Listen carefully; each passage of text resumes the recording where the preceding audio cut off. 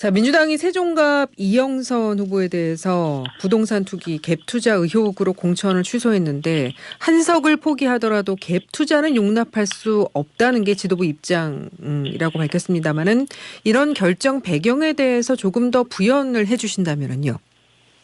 네, 실제로 아마 처음부터 이 내용을 알았으면 절대로 공천하지 않았을 것입니다. 네. 근데 이영선 후보가 공천 신청 과정에서 사실 사실관계를 은폐하고 속였거든요. 예. 이것은 중대한 업무 방해고 우리 당에 상당한 정책 피해를 준 것이라고 생각을 합니다.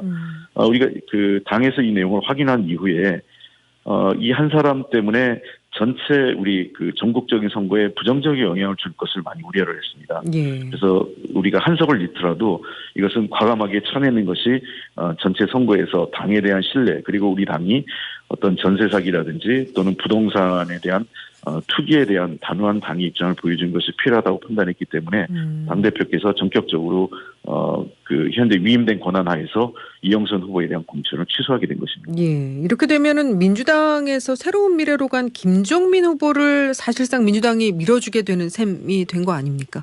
그거는 이제 세종갑의 유권자들께서 판단하실 문제라고 생각을 합니다. 예.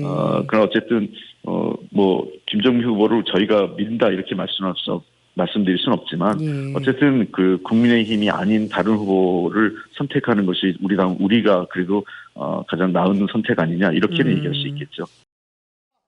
더불어민주당 이재명 대표가 부동산 갭 투기와 재산 허위 신고 의혹 등이 제기된 세종갑 이영선 후보의 공천을 취소한 데 대해 지역구 유권자들에게 사과했습니다.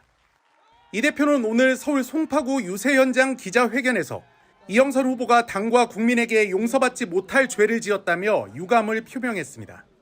먼저 이 자리를 빌어서 선택권을 사실상 박탈당한 세종갑 지역 우리 유권자 여러분께 유감의 뜻을 표합니다. 이영선 후보는 당과 국민에게 용서하지 못할 죄를 지었습니다. 부실 검증이냐는 질문에는 이 후보가 아파트 4채와 오피스텔 6채를 가지고 있는데 아파트 1채 등만 당에 신고했다고 한다며 당에선 제출된 것 외에 더 있는지 조회할 방법이 없는 점을 악용한 것 같다고 답했습니다. 그러면서 보고받는 즉시 윤리감찰을 지시하고 최대한 빨리 공천 취소 결정을 내렸다며 팔 하나를 떼어내는 심정으로 제명 조치를 취했다고 강조했습니다.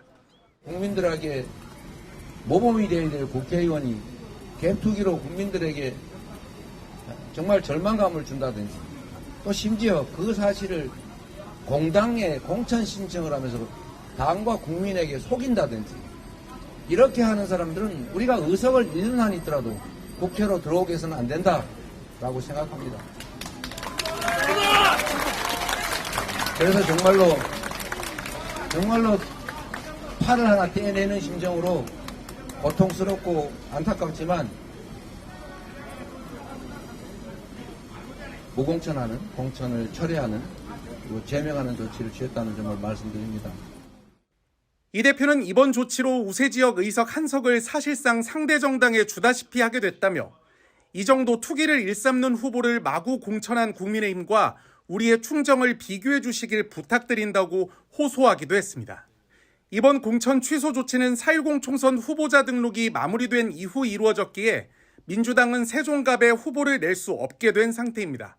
중앙선거관리위원회 재산신고 목록에 따르면 이전 후보는 경기 고양과 인천, 대구, 대전 등지에 아파트 4채와 오피스텔 6채를 보유하고 있었습니다. 이들 건물가액은 38억 원이었고 임차 보증금, 금융권 대출 등 채무는 37억 원으로 나타났습니다.